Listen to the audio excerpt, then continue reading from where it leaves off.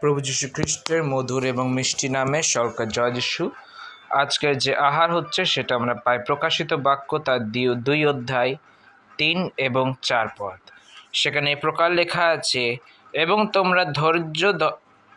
তোমার ধৈর্য আছে, আর তুমি আমার নামের জন্য তার বহন করিয়াছ, ক্লান্ত হও নাই। তথাচ তোমার বিরুদ্ধে আমার কথা আছে, তুমি আপন প্রথম প্রেম পরিত্যাগ করিয়াছ। ঈশ্বর তার যে পবিত্র বাক্যের দ্বারা সর্বকে আশীর্বাদ করুক বা প্রভুর নাম গৌরবিত হোক। আমেন। প্রিয় বন্ধুরা, আজকের এই সকালের আহার আমরা প্রকাশিত বাক্যের তা সেই 7টি মণ্ডলীর বিষয়ে আমরা দেখব। প্রথম মণ্ডলী যেটা আমরা আজকে দেখছি সেটি হচ্ছে এশিয়ার ইফিসীয় মণ্ডলী।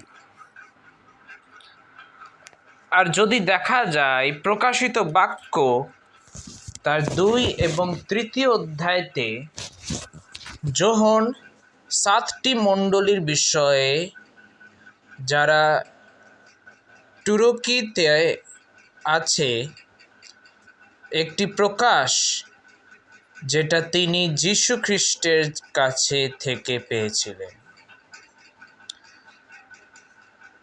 যদি আমরা দেখি ইফিসীয়র যে মণ্ডলী আছে সেখানের লোকের সে বিশ্বাসী ভাই বোনের যে কমজোরি ছিল সেটা হচ্ছে ভালোবাসা, প্রেম। কিন্তু তাদের ভালো কাজ, শয়তানকে অস্বীকার করা আর ভুল শিক্ষকদেরকে অস্বীকার করা তাদের মধ্যে ছিল। তাই ঈশ্বর তার নিজের পবিত্র বাক্যে যখন 4th পদ আমরা পড়ি সেখানে আমরা দেখতে পাই তাদের বিরুদ্ধে ঈশ্বর বলছেন যে তোমরা প্রথম প্রেমকে পরিত্যাগ করেছ। যদি আমরা দেখি আজকের সময়ে আমাদের প্রথম প্রেম অনেক মানুষেরই থাকে, ঈশ্বর প্রথমত থাকেই না।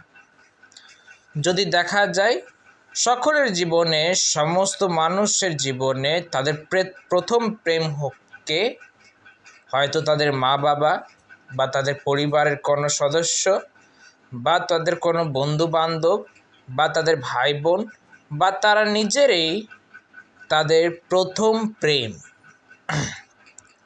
কিন্তু ঈশ্বর তার নিজের পবিত্র বাক্যে তারা আমাদেরকে বোঝাতে চাইছে যে আমাদের প্রথম প্রেম কে হচ্ছে প্রভু যীশু খ্রিস্ট, ঈশ্বর সদাপ্রভু।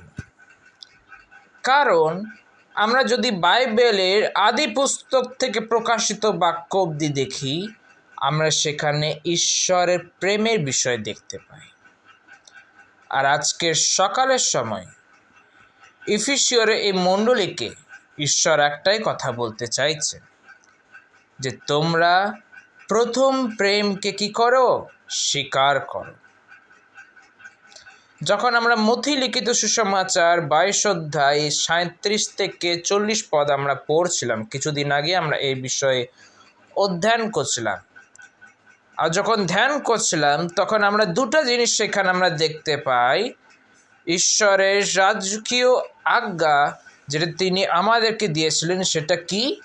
প্রথমত আমরা ঈশ্বরকে এবং ঈশ্বর ছাড়া কাউকে নয়, শুধুমাত্র সদাপ্রভু ঈশ্বরকে আমাদেরকে প্রেম করতে হবে। আর দ্বিতীয়ত একে অপরকে মানে আমাদের প্রতিবেশীকে নিজের সমান প্রেম করতে হবে।